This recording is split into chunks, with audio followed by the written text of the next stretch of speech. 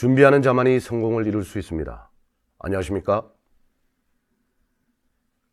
경상고등학교 교사 김장수입니다.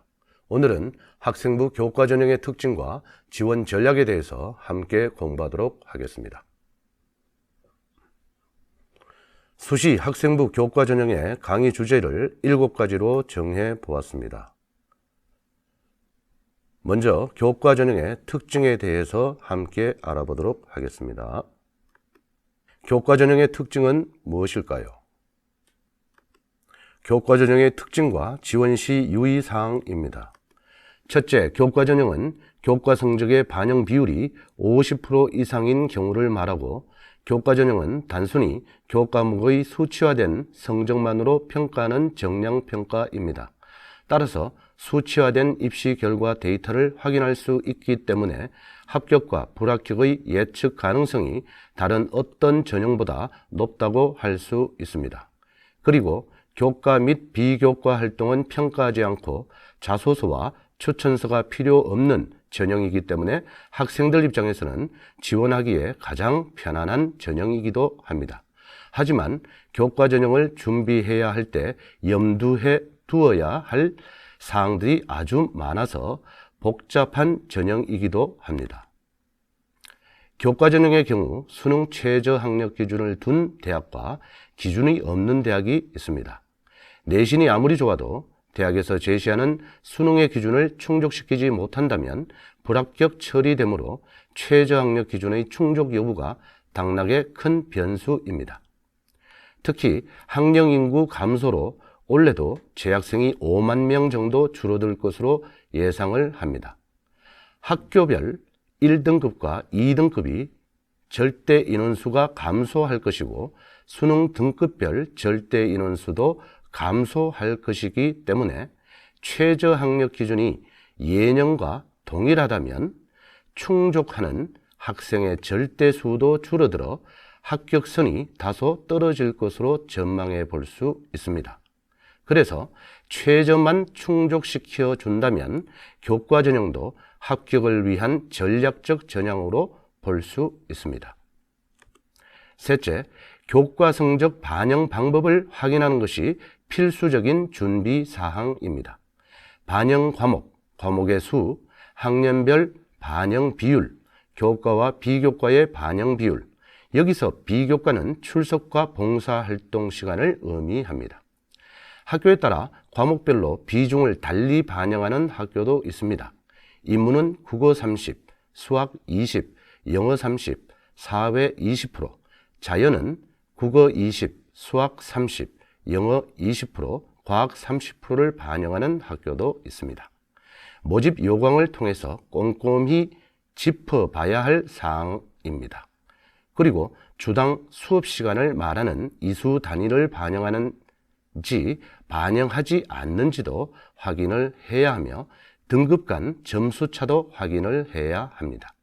일반적으로 교과 면접 전형의 경우 교과 전형보다 등급 간 점수차가 작다고 보면 됩니다. 따라서 면접 전형의 경우 교과에서의 부족한 점수를 면접으로 만회할 수 있는 기회가 생기는 것입니다. 학교에서 사용하는 교과 성적 산출 프로그램, 소위 유땡땡 프로그램이나 대학교 홈페이지 등을 통해서 미리 성적을 산출해 보시기 바랍니다. 학생들 스스로 대학별 내신 산출을 하는 방법도 알려드리도록 하겠습니다. 본인의 내신 성적을 확인한 후에 전년도 입학 결과와 비교를 해보고 올해 선발 인원과 최저 학력 기준의 변화를 확인하는 것 또한 필수 사항입니다. 네 번째로 다른 전형에 비해 경쟁률은 어떤지, 중복 합격자의 정도는 어떠한지, 충원 합격률은 어떤 경향성을 보이는지 알아보는 것 또한 교과 전형을 준비할 때 유의해야 할 내용입니다.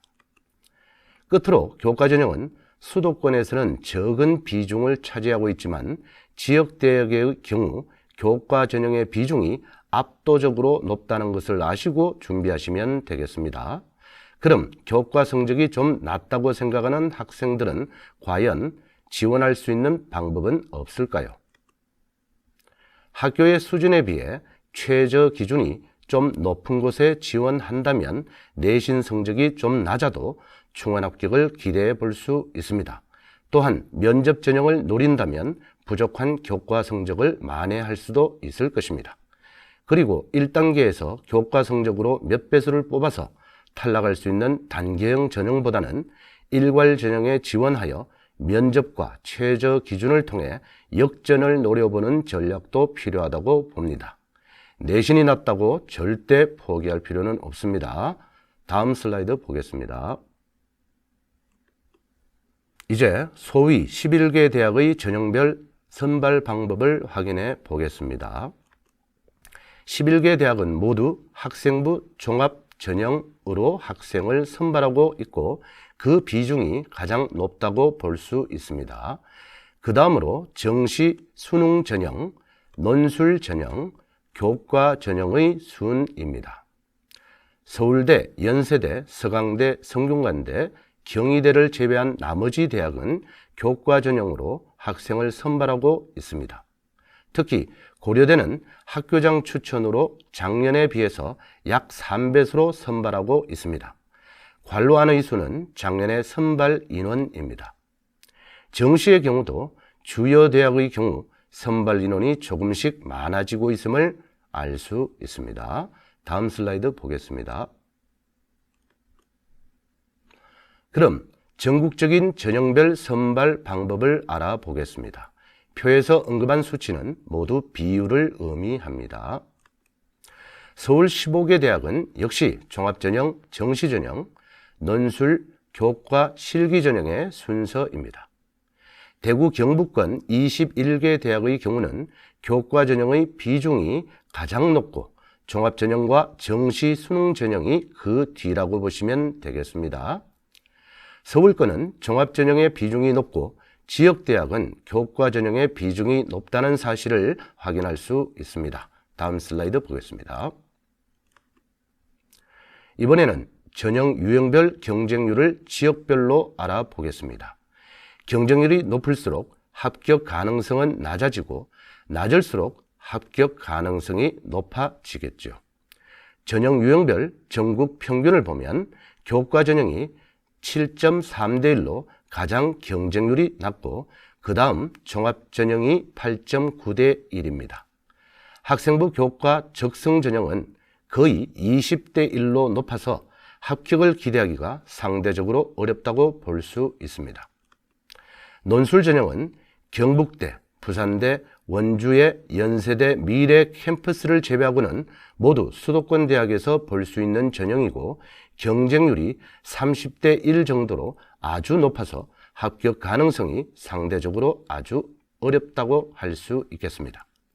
따라서 학생에 따라서는 다르겠지만 일반적으로 안정적인 합격을 위해서는 반드시 교과 전형으로 2개 혹은 3개 정도는 지원을 해야 합니다.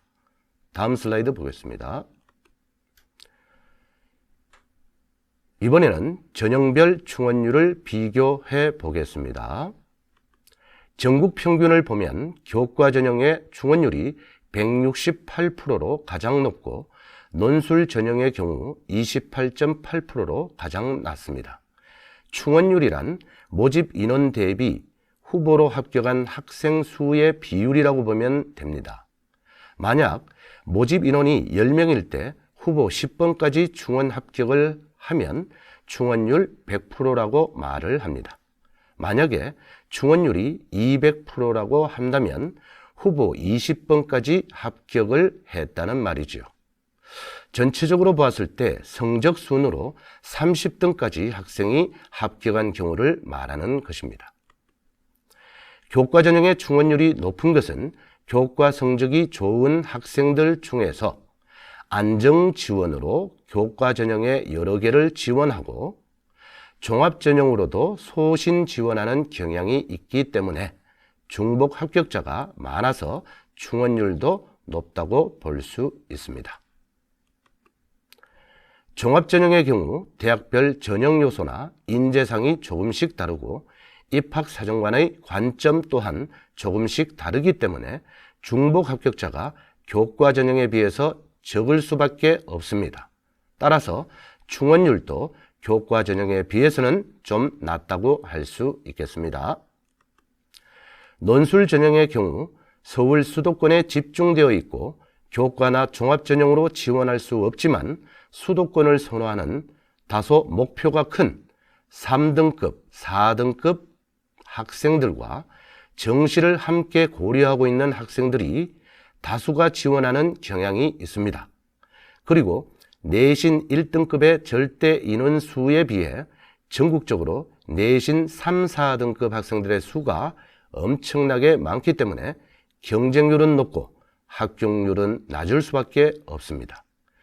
그리고 대학마다 논술의 유형이 조금씩 달라 중복 합격을 기대할 수 없기 때문에 충원율 또한 아주 낮다고 보시면 되겠습니다. 교과 적성 전형의 경우도 내신 성적이 중간대이고 학종을 준비하지 않는 학생들이 주로 지원하는 경향이 있습니다. 그리고 적성 전형이 있는 모든 대학을 학생들이 모두가 선호하는 것은 아니기 때문에 학생들마다 적성 전형 지원 횟수가 생각보다 작은 경향이 있습니다. 따라서 중복 합격이 어려워 충원율이 낮은 편이라고 보면 될 것입니다. 다음 슬라이드 보겠습니다. 이번에는 교과 전형과 학생부 종합 전형의 실제 충원율의 사례를 살펴보도록 하겠습니다. 서울시립대의 사례입니다. 경영학과 교과 전형의 충원율은 46명 모집에 추가 합격자 번호 92번으로 충원율은 200%인데 반해 종합전형의 경우 54%를 보이고 있습니다. 전반적으로 모든 학과에서 교과 전형의 충원율이 종합전형에 비해 월등히 높다는 것을 확인해 볼 수 있겠습니다. 학생들은 교과 전형 지원 시 작년도 충원율도 확인해 보는 것이 좋을 것입니다.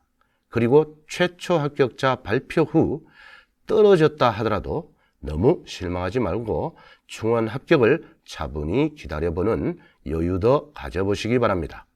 물론 최저 기준을 충족시켰을 때 기다림도 가져볼 수 있는 것이죠. 열심히 수능 공부하시기 바랍니다. 다음 슬라이드 보겠습니다. 이번에는 지원율이 합격선에 어떤 영향을 미치는지 알아보도록 하겠습니다. 경북대학교 2018-2019의 교과 전형 입결 자료입니다. 2018의 결과가 오른쪽이고 2019 결과가 왼쪽입니다. 2018에서 정치 외교과의 경우 지원율이 5.8대 1이었고 입학자 평균이 2.14 등급이었습니다. 반면에 2019에서는 경쟁률이 10.7대 1로 상승을 했습니다. 이때 합격자 평균이 1.69 등급으로 높아졌다는 것을 확인할 수 있습니다.